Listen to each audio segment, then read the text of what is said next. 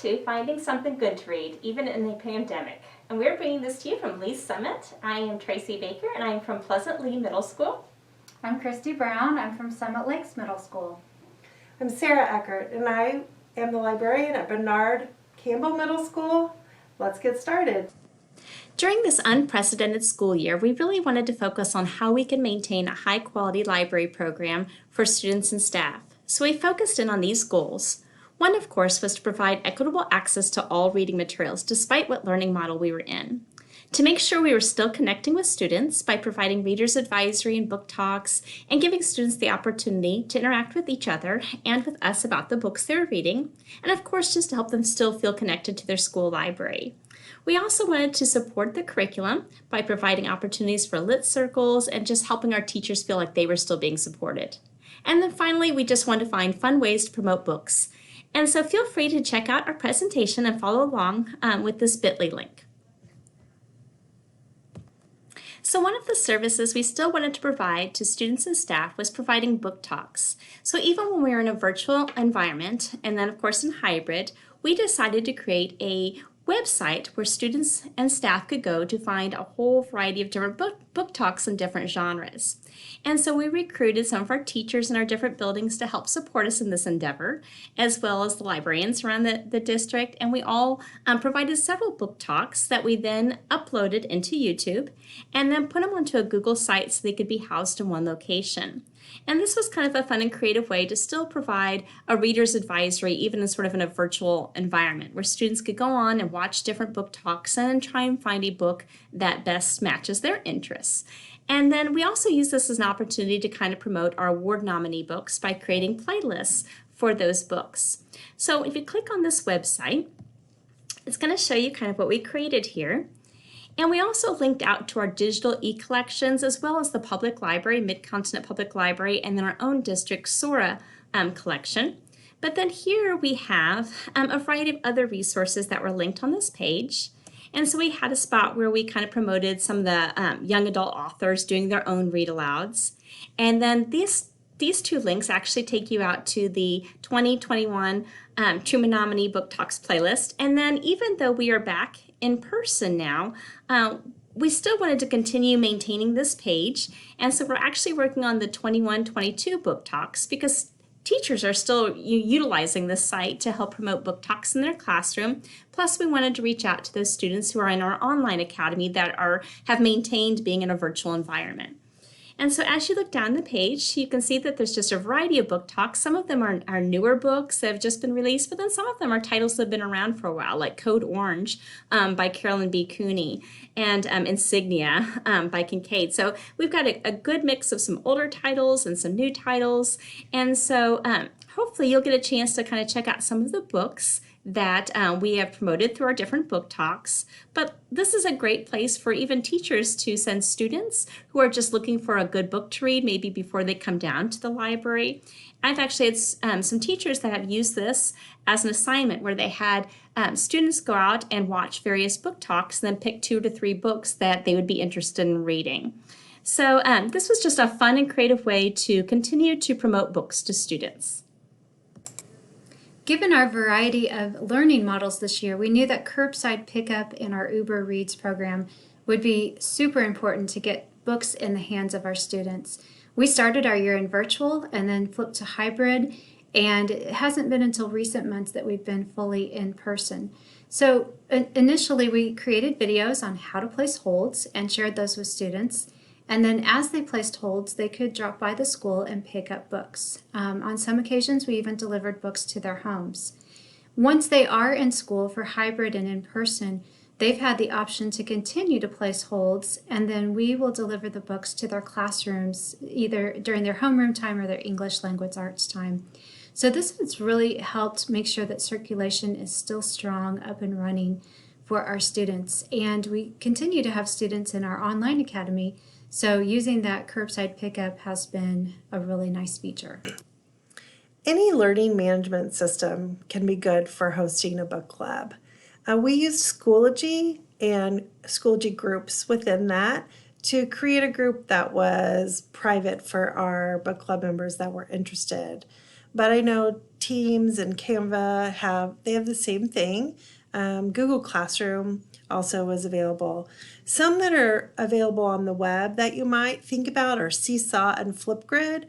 They both have a way that students could record responses back to one another and have a discussion that way. Of course, Padlet, Google Sites, even Google Doc can be the house that holds all the information to build your book club and hold either synchronous or asynchronous discussions. One of the ways we wanted to continue to stay connected with students was through our virtual book clubs. And so what we did is we promoted these through our teachers and asking them to hang up flyers in their classrooms or promote these book club opportunities. We promoted through school newsletter, through our library websites, through social media, through our LMS, which was in this case is Schoology, through Schoology groups. And then of course we just encouraged kids to spread the word and try and get their friends to participate as well. And so what we did is we created some specific groups that could meet. We had some site-specific groups. So for example, at my school, I had a read group, which was a book club, and it stood for Read, Eat, and Discuss. And then I had an otaku group, which was for my students who really enjoy the manga and anime. And last spring, I even had a makerspace group. And then we also created a district group. So all three of our middle schools had a middle school book club group where we were all reading the same book. And the way that we did this was I actually would deliver bags to each of the students that had decided to sign up and participate in our group. And inside of the bag, I had a copy of the book checked out to them. And then since it was a read, eat, and discuss group, I actually threw in some snacks, put a little allergy note in there, some bookmarks. And then if they happened to be in-person students, I was able to deliver the bags to their homeroom or advisory classrooms. If they were an online academy student, meaning that they were participating virtually, then I actually got permission through email through their parents that I could do a porch drop-off. And then we would have a discussion thread through our Schoology group. I would often add some additional resources too about the books, and then we would agree on a time that we would have a live Google Meet where we could all join in together and discuss the book. And that was just a fun way for students to interact with each other, especially when the students who are at home learning virtually can sometimes feel very isolated. Also, through our manga and anime group, it was kind of a similar process. Again, I delivered little bags to them in their advisory classrooms or did a porch drop-off. And these bags were kind of different because we're not all reading the same book. And so in that case, I threw in some fun little origami paper, some fun Japanese snacks. I actually put a list of all the manga that we have in our library so that students could look through that collection and see if there was anything that they might like to place holds on through our curbside service. And then when it came time to have our live Google Meet, it looked a little different because we were, like I said, not all reading the same book.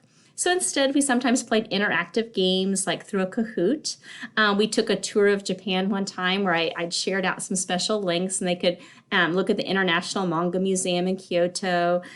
They had a day where they really enjoyed sharing their different manga or anime drawings with one another. And then, of course, they talk about all the manga and anime that they enjoy. It was a really great time for them to connect. In fact, my goal was to just kind of meet once a month, but they really enjoyed each other's company. So we were trying to kind of have these meetings every couple weeks. And like I said, it was a great way for those online academy students that were learning virtually as well as the students in person to get together. So we really enjoyed these groups. I think we can all agree that this year has been unique and a little bit weird. And that makes it challenging to collaborate with teachers about various projects. But interestingly enough, in this unique year, it's opened up some opportunities for literature circles. In the first semester, a couple of modern language teachers approached me, and they were looking at the fact that on Wednesdays our students were all virtual. So they were wanting to do some kind of a literature circle that featured books that they explore in their Exploring Languages and Cultures class.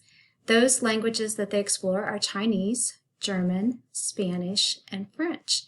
As we began curating the list, we decided to incorporate books that cover other racial groups too.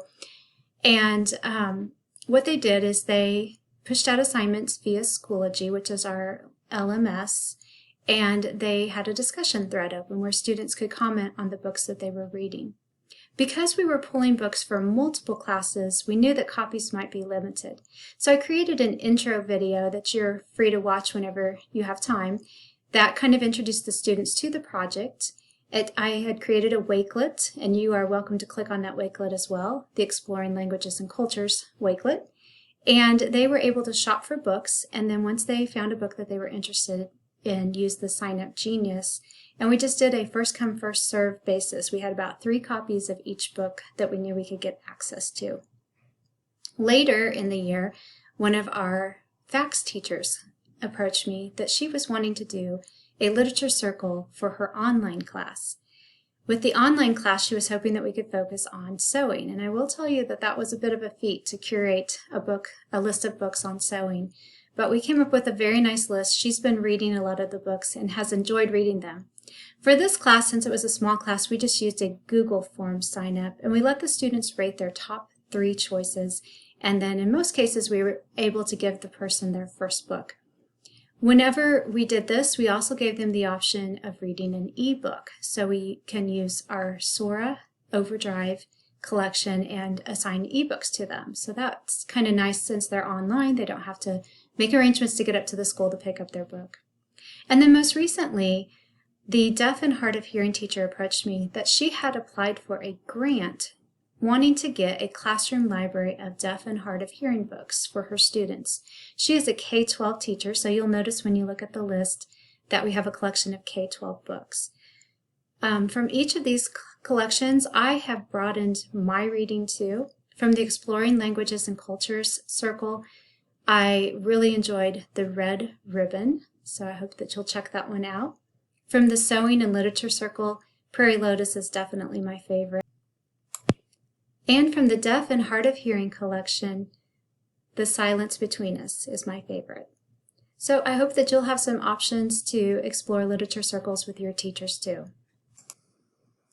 A couple of tools that we've all used in the past are connecting with readers and doing readers advisory, and social media. We used Bookflix, which was popularized through some library influencers earlier this year, and customized a list for our own middle school library. We do share them, but that allows us to highlight some trending books in our school district. It also lets us highlight and include book talks that the 3 of us have done, so students see some other people in our library system. But of course, we often link to author interviews and great book talks that we can find on YouTube as well. We each do link our individual school catalogs to our Bookflix, and then we share those out through ELA teachers.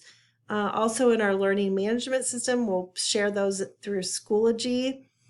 I have all of my 7th graders in a group and all of my 8th graders in a group, so I'll make announcements about the library. And one of the things that I announce to them is a new Bookflix each month. My ELA teachers also use the Bookflix for an asynchronous assignment. They have their students browse through the Bookflix and then add one to their someday read list and tell why. I've been surprised how successful it's been, and kids come in all the time and they're looking for a specific book that they saw on the Bookflix, and they're ready to either check it out immediately or put a hold on it. We also have utilized social media and our school and our district social media websites to promote reading, and even our book club. So there was a big article recently in the LSR 7 schools about our bookmobile, and we had that out going to different neighborhoods and connecting with kids and giving books. But the main way that our students and families found out about that is through social media.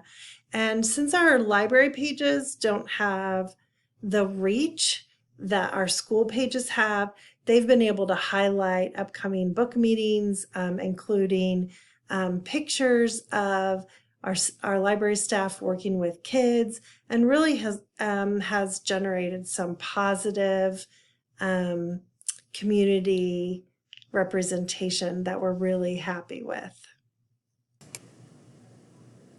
Since we spent a lot of time in virtual learning this year, this gave me some opportunities to make updates to the various book talks that I do. And for the updates, I focused on diversity. So traditionally with my 8th grade students, I've done something called 20 book talks, and they each get a set of 20 book talks each quarter. So I have 4 rotations of that. For my 4 different teams in the 4 different quarters. When I was looking at those lists, I realized that the lists were pretty much white, fully abled, cisgender characters. So I took advantage of some of the time to update my book talks and include more inclusive titles, making sure that those titles were more representative of our school culture. I was excited after doing the book talks with a group of students who were able to come to the library and listen to book talks thanks to hybrid learning, to get this email from a teacher where she said that one of her students was so excited about reading Redwood and Ponytail, which is in the LGBTQ collection, and that she assured her that we have so many more of those books available to students.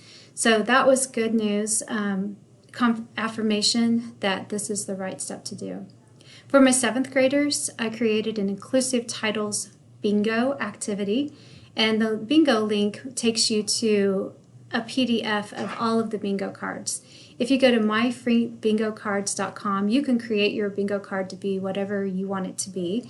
I found that when I was at school, I could not access the site. It was filtered as a gambling site for our school district.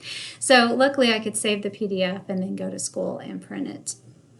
For the Voices topics, if you click into that, you're going to see that in Destiny Discover, I curated lists of Voices topics for our various inclusive groups. And what we did is we did some catalog work and added tags to various books to make sure that they could all fall into those Voices collections. If you are a Destiny Discover user, you know that you can create these topics either by sublocation, by keyword, or by a subject tag. Well, I used sublocations for the genreification of my library, so it was important on this that we used a common subject tag to get everything in the correct Voices topics. I showed the students the Voices topics and how they can see books that feature each of the various topics, and then on the featured books links, it takes you out to my website where I've added videos and book talks about these various books.